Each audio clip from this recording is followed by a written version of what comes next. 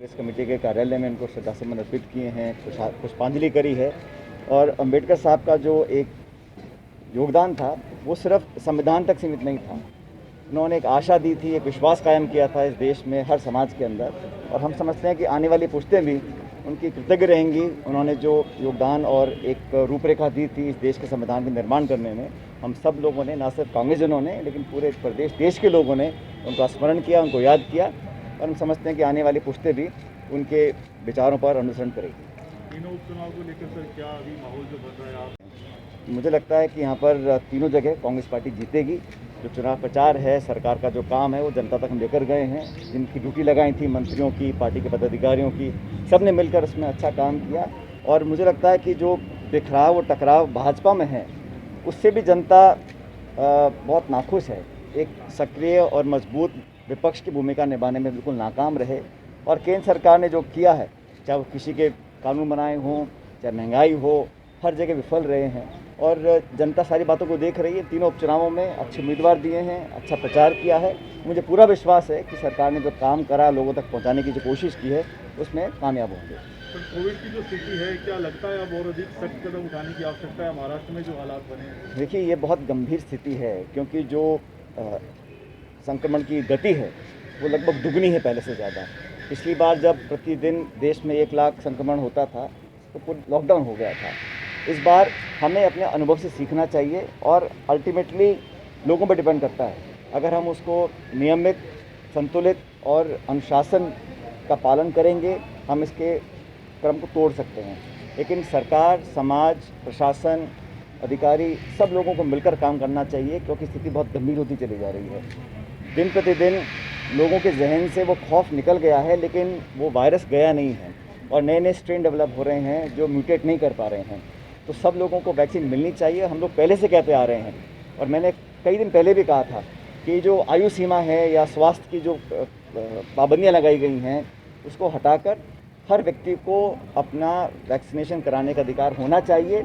और केंद्र सरकार की जिम्मेदारी है कहीं कमियां ना आए, और प्रत्येक व्यक्ति को वैक्सीन लगना चाहिए। ये आयु की लिमिट लगा रखी थी, फिर बीमारी की लगा रखी थी, और अभी कई राज्यों में तो वैक्सीनेशन ख़त्म हो रहे हैं। राजस्थान में भी कमी आ गई थी बीच में। तो मैं उम्मीद करता हूँ केंद्र सरकार सारी बातें भूलकर, ये आरोप प्रत्यारोप का समय नहीं है और ये तेरा मेरा का समय नहीं है, इस देश के भविष्य का समय है। आज सब लोग उम्मीद करते हैं जैसे बाकी राज्यों में, बाकी देशों में वैक्सीनेशन हुआ है। मैं समझता हूँ अब हमें लगता है कि जो वैक्सीन्स हमने एक्सपोर्ट किए थे या बाकी देशों में दिए थे, शायद बहुत जल्दबाजी की थी कि अब हमको स्पुतनिक को अप्रूवल देना पड़ रहा है, रूस से मंगा रहे हैं। तो व्यवस्था और प्रबंधन में कहीं ना कहीं उसको और बारीकी से देखने की ज़रूरत थी। बहरहाल मैं चाहता हूँ कि सब लोगों को वैक्सीन लगे, सब लोग नियमित रूप से अनुशासन का पालन करें, और जो गाइडलाइंस सरकारें दे रही हैं, चाहे जिला प्रशासन हो, राज्य सरकार हो, केंद्र सरकार हो, उसका पूरी तरह पालन करना पड़ेगा। क्योंकि स्थिति अगर बहुत ज़्यादा हाथ से बाहर निकल गई और अब गांव में फैल रहा है, नौजवान लोगों को संक्रमण हो रहा है, तो बहुत चिंता का विषय है। बाबा एसटी के मुद्दों को लेकर विधायकों ने नाराजगी जाहिर की थी।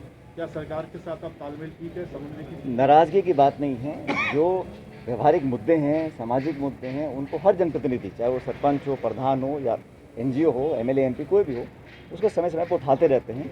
मुझे पूरा विश्वास है, उम्मीद है कि जिन मुद्दों को लेकर जिन जनप्रतिनिधियों ने बातों को उठाया था, उस पर तुरंत प्रभाव से कार्रवाई होनी चाहिए, और मुझे लगता है होगी भी।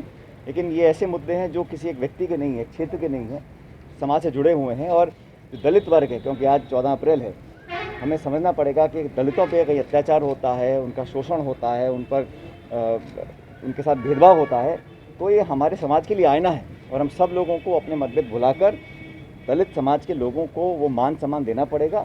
ये कोई दया दृष्टि नहीं है, कोई एहसान किसी पे नहीं है, वो इस देश के नागरिक हैं। जहाँ भी जाति होती है दलितों के साथ, मैं समझता हूँ उस पर तुरंत कार्रवाई करनी चाहिए, और एक ऐसा सुरक्षा कवच बनना चाहिए प्रदेश के अंदर, लोग अपने आप को सुरक्षित महसूस करें, विश्वास से काम कर सकें, और एक खुले माहौल में अपना जीवन व्यतीत कर सकें।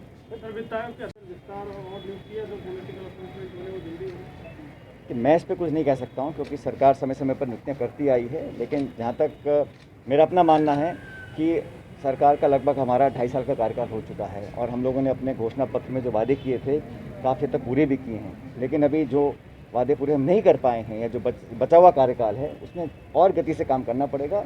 इसमें पॉलिटिकल अपॉइंटमेंट्स हैं, मंत्रिमंडल का विस्तार है या जो भी करना है, उसमें पार्टी और सरकार मिलकर आमरा बनाएंगे। जैसे कि आप जानते हैं, कमेटी का निर्माण हुआ था कई महीने पहले। दुर्भाग्यवश अहमद पटेल जी का स्वर्गवास हो गया और उसके आगे काम नहीं हो पाया। मुझे विश्वास भी है, भरोसा भी है कि अब और ज़्यादा विलय नहीं होगा और जो चर्चाएं की थी, जो मुद्दे उठाए थे, जिन इश्यूज़ पर आम सहमति बनी थी, उस पर तुरंत प्रभाव से कार्रवाई होनी चाहिए और होगी, ऐसा मुझे लगता है। मुझे सोनिया गांधी जी पर पूरा विश्वास है, क्योंकि उनके आदेश से कमेटी बनी थी और कमेटी में 2 सदस्य हैं। अब उपचुनाव भी 2 दिन में ख़त्म हो जाएंगे और जो 5 राज्यों के चुनाव थे वो भी लगभग समाप्त हो चुके हैं। तो मुझे नहीं लगता कि अब कोई कारण होना चाहिए कि इस कमेटी के निर्णय और उनके आदेशों के क्रियान्वयन में कोई अधिक विलम्ब होगा। बाई इलेक्शन में भाजपा ने मंत्री धमका रहे हैं, इस तरीके से वो आरोप लगा रहे हैं, मंत्री धमका रहे हैं और बहुत बुरी स्थिति है, तो ऐसे में अर्धसैनिक बलों को विशेष रूप से लगाया जाए। देखिए, ऐसा है, केंद्र सरकार एक रवैया अपनाती है बंगाल के लिए, एक रवैया है केरल के लिए और एक और रवैया है किसी और प्रदेश के लिए। ऐसा नहीं होना चाहिए। चुनाव देश में समानता से होने चाहिए। निर्वाचन आयोग एक कॉन्स्टिट्यूशनल बॉडी है, निष्पक्षता से चुनाव होने चाहिए। लेकिन कहीं ना कहीं विश्वास लोगों का बन नहीं पा रहा है। कुछ ऐसे कदम आते हैं, कुछ ऐसे निर्णय लिए जाते हैं। उदाहरण के तौर पर राजस्थान में 4 जगह सीट खाली थी, 3 पे चुनाव हो रहे हैं।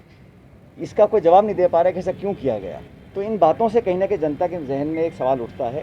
लेकिन मैं समझता हूँ चुनाव निष्पक्ष होंगे और हमारी विपक्षी पार्टी को प्रशासन और सरकार पर विश्वास करना चाहिए। निर्वाचन आयोग सबके लिए है और पारदर्शी तरीके से चुनाव होने चाहिए, शांतिपूर्ण तरीके से होने चाहिए।